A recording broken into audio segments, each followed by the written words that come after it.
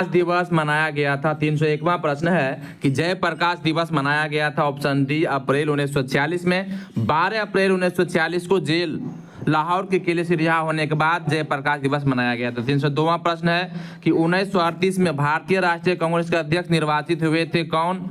तो सुभाष चंद्र बोस। 305वां प्रश्न 1927 की बटलर कमेटी का उद्देश्य क्या था? तो डी भारत सरकार तथा देशी राज्यों के मध्य संबंधों को सुधारना। अगला प्रश्न है, अब आगे बढ़ते हैं। 303 नंबर का प्रश्न है कि भारतीय सरकारों का गठन निम्नलिखित में से किस अधिनियम के तहत किया गया था? ऑप्शन ए 1935 का अधिनियम। 306वां प्रश्न है, all India state people's conference का गठन कब हुआ था? तो ऑप्शन सी 1927 ईस्वी में। अब आगे बढ़ते हैं, अगला प्रश्न है कि इंपीरियल कैडेट कॉर्प्स की स्थापना किसने की थी? तो इसका उत्तर देखते हैं। इसका उत्तर यहाँ दिया हुआ है, ऑप्शन बी दिया हुआ है, यानी कि Lord Curzon. Imperial cadet corps की स्थापना किसने की थी? ऑप्शन बी लॉर्ड कर्जन ने की थी। आगे बढ़ते हैं, 308 नंबर का प्रश्न है, नाउ और नेवर पैम्फलेट किसने लिखा था? तो यह लिखा था ऑप्शन सी रहमत अली ने। 312वां प्रश्न है, व्यक्तिगत सत्याग्रह आंदोलन की प्रथम सत्याग्रह कौन थी? तो वह थे विनोबा भावे। अगला प्रश्न है 313 नंबर का प्रश्न है कि सर्वोदय शब्द का प्रयोग सर्वप्रथम किसने किया था? यह किया था महात्मा गांधी ने। 309वां प्रश्न है, पाकिस्तान के अलग राज्य आंदोलन का नेतृत्व किसने किया था? ऑप्शन डी मोहम्मद अली जिन्ना ने। 314वां प्रश्न है कि किसकी दृष्टि में क्रिप्स प्रस्ताव एक टूटते हुए बैंक के नाम एक उत्तर दिनांकित चेक था? यह किसने कहा था? तो ऑप्शन बी जवाहरलाल नेहरू ने कहा था। 310वां प्रश्न है कि मुस्लिम लीग द्वारा पाकिस्तान की स्थापना की मांग करने वाला प्रस्ताव पारित किया गया था वर्ष? ऑप्शन सी 1940 ईस्वी में। अब आगे बढ़ते हैं, अगला प्रश्न 311वां प्रश्न है कि व्यक्तिगत सत्याग्रह किसने आरंभ किया था? तो ऑप्शन ए विनोबा भावे ने इसको आरंभ किया था। 315वां प्रश्न है कि भारत छोड़ो आंदोलन का नेतृत्व किया था किसने? ऑप्शन डी इनमें से किसी ने भी नहीं। अखिल भारतीय कांग्रेस समिति की बैठक 8 अगस्त 1942 को लगभग अर्धरात्रि में समाप्त हुई। उसी रात को पुलिस ने महात्मा गांधी, मौलाना आजाद सभी प्रमुख कांग्रेसी नेताओं को गिरफ्तार कर लिया था। एक सप्ताह के भीतर कांग्रेस संगठन से संबंध प्रत्येक महत्वपूर्ण व्यक्तियों को गिरफ्तार कर लिया गया। अतः आंदोलन नेतृत्वहीन हो गया। भारत छोड़ो आंदोलन राष्ट्रीय स्वतंत्रता संघर्ष का प्रथम आंदोलन था जो नेतृत्वहीनता की स्थिति में भी अपने उद्देश्यों को पूरा कर सका था। 318वां प्रश्न कि जुलाई 1942 को वर्धा में महात्मा गांधी ने कांग्रेस की कार्यकारी समिति में अपने भारत छोड़ो आंदोलन की चर्चा की, तब उस समिति का अध्यक्ष कौन थे? Option B Maulana Abul Kalam Azad. 316वां प्रश्न है कि भारत छोड़ो आंदोलन कब प्रारंभ हुआ था? यह प्रारंभ हुआ था 9 अगस्त 1942 ईस्वी को। 319वां प्रश्न है कि भारत छोड़ो आंदोलन के समय इंग्लैंड के प्रधानमंत्री कौन थे? तो चर्चिल थे। 320वां प्रश्न है कि भारत छोड़ो प्रस्ताव पारित होने के बाद गांधी जी को कैद किया गया था, कहां पर? तो आगा खां पैलेस में। ऑप्शन डी आगा खां पैलेस में कैद किया गया था। अगला प्रश्न है कि करो या मरो का संबंध किस आंदोलन से था? यह था भारत छोड़ो आंदोलन से। 321वां प्रश्न है कि भारत छोड़ो आंदोलन से उत्पन्न दंगे किस क्षेत्र में सबसे अधिक व्यापक रहे? तो यह रहे थे ऑप्शन डी, यानी कि 1 में, यानी कि बिहार में, और 4 यानी कि संयुक्त प्रांत में। अब आगे बढ़ते हैं और अगला प्रश्न है कि डॉक्टर राजेंद्र प्रसाद को 9 अगस्त 1942 को गिरफ्तार करके भेजा गया था, कहां भेजा गया था? तो बांकीपुर जेल में। 326वां प्रश्न है कि महात्मा गांधी तथा उनके सहयोगियों की 1942 में हुई धरपकड़ से बिहार में बहुत दंगे हुए, इनमें रेल सेवा पूर्ण रूप से ठप हो गई। इसमें अधिकतम प्रभावित जिला कौन सा था? यह अधिकतम प्रभावित जिला था पटना। आगे बढ़ते और अगला प्रश्न है 323वां प्रश्न कि 7 दिसंबर 1942 को श्री योगेंद्र शुक्ला कहां लाए गए थे? तो इसका ऑप्शन चारों में से कोई नहीं है, कि यानी कि श्री योगेंद्र शुक्ल जयप्रकाश नारायण के साथ ही 9 नवंबर 1942 को हजारीबाग जेल से भागे, किंतु मुजफ्फरपुर में गिरफ्तार कर लिए गए तथा बक्सर जेल लाए गए थे। 327वां प्रश्न है कि जयप्रकाश नारायण को राष्ट्रीय स्तर के नेता की पहचान किस संदर्भ में मिली थी? ऑप्शन ए भारत छोड़ो आंदोलन के संदर्भ में। 324वां प्रश्न है कि भारत छोड़ो आंदोलन के दौरान इनमें से कौन हजारीबाग जेल से फरार हुए थे? तो ऑप्शन बी जयप्रकाश नारायण। 325वां प्रश्न है कि 9 अगस्त 1942 को जिन 2 नेताओं हजारीबाग को गिरफ्तार किया गया था वे थे कौन कौन थे? शिव कुमार और रामानंद। 328वां प्रश्न है कि कौन सी घटना सबसे पहले हुई थी? ऑप्शन बी क्रिप्स मिशन का आगमन सबसे पहले हुई थी।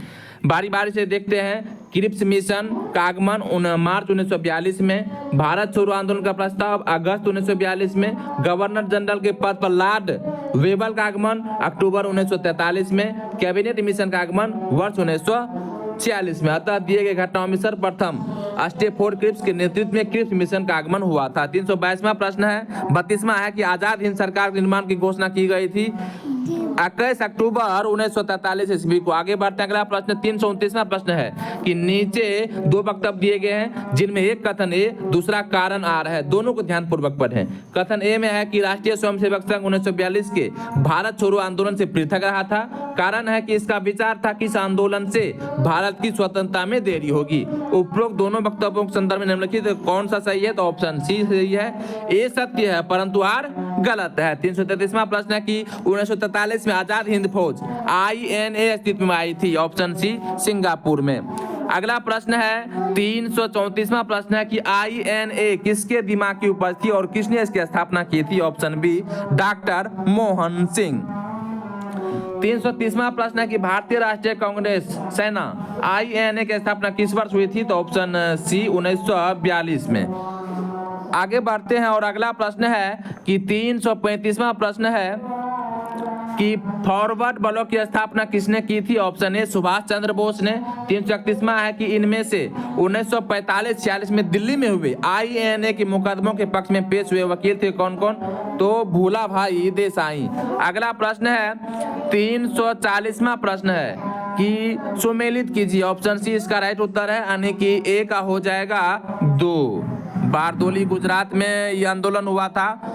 और बी का हो जाएगा 4, यानी कि चौरी चौरा कांड उत्तर प्रदेश में हुआ था।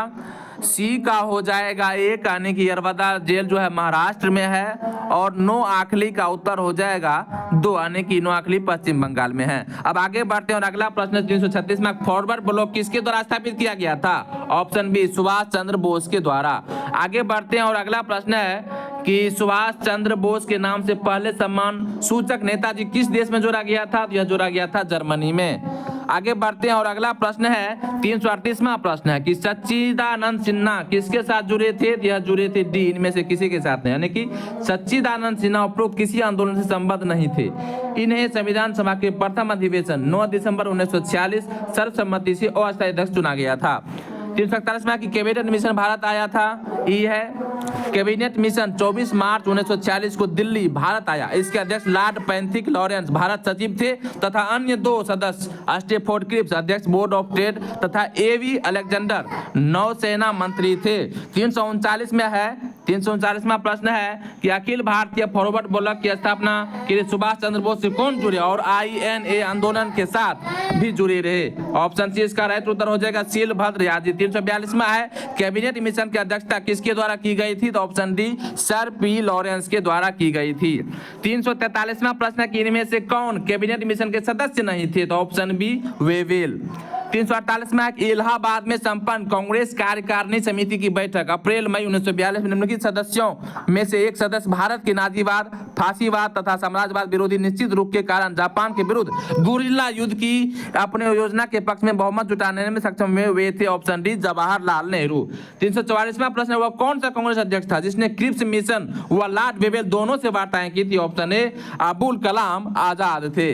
आगे बढ़ते हैं और अगला प्रश्न 349वां प्रश्न है कि नागरिक सेवाओं के लिए प्रतियोगी परीक्षा प्रणाली का सिद्धांत स्वीकार किया गया था, ऑप्शन बी 1853 में। 345वां कि अंग्रेजों द्वारा भारतीयों को 1947 में सत्ता हस्तांतरित किए जाने के समय कांग्रेस अध्यक्ष कौन था, यह था JB कृपलानी था। 346वां प्रश्न कि भारत के विभाजन के समय भारतीय राष्ट्रीय कांग्रेस का अध्यक्ष कौन था, यह था JB कृपलानी। 350वां निम्नलिखित में से किस अधिनियम के तहत लॉर्ड कॉर्नवालिस को अपनी काउंसिल के फैसलों को रद्द करने का अधिकार मिला था, ऑप्शन बी 1786 का एक्ट। आगे बढ़ते हैं और अगला प्रश्न है कि 347वां कि सन 1947 के भारतीय राष्ट्रीय कांग्रेस के दिल्ली अधिवेशन की अध्यक्षता किसने की थी, ऑप्शन बी राजेंद्र प्रसाद ने। नवंबर 1947 में JB कृपलानी के इस्तीफे के बाद दिल्ली में कांग्रेस का विशेष अधिवेशन आयोजित किया गया था जिसकी अध्यक्षता डॉक्टर राजेंद्र प्रसाद ने की थी। 351वां प्रश्न भारत सरकार अधिनियम 1935 ने समाप्त की थी क्या, तो प्रांतीय द्वैध शासन व्यवस्था। आगे बढ़ते हैं और अगला प्रश्न 352वां प्रश्न है कि स्तंभ 1 में अंकित नामों का स्तंभ 2 में अंकित नामों से सुमेलित करें।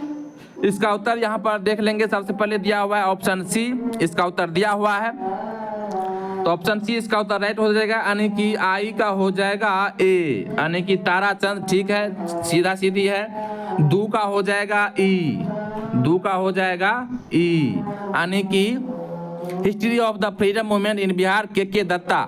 उसके बाद 3 का हो जाएगा एफ, आनंद मठ का हो जाएगा बंकिम चंद्र ने लिखा था।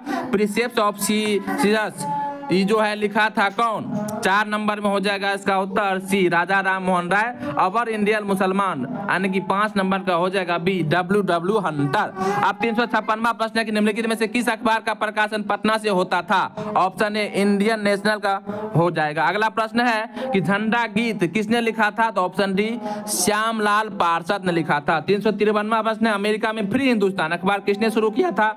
ऑप्शन डी तारकनाथ दास। 358वां प्रश्न है कि 1908 में बाल गंगाधर तिलक को जेल हुई थी। ऑप्शन बी 6 वर्ष की। आगे बढ़ते हैं और अगला प्रश्न है कि प्रथम भारतीय जिन्होंने स्वाधीनता भारत में गवर्नर जनरल का पदभार ग्रहण किए थे। Option B C Rajagopalachari.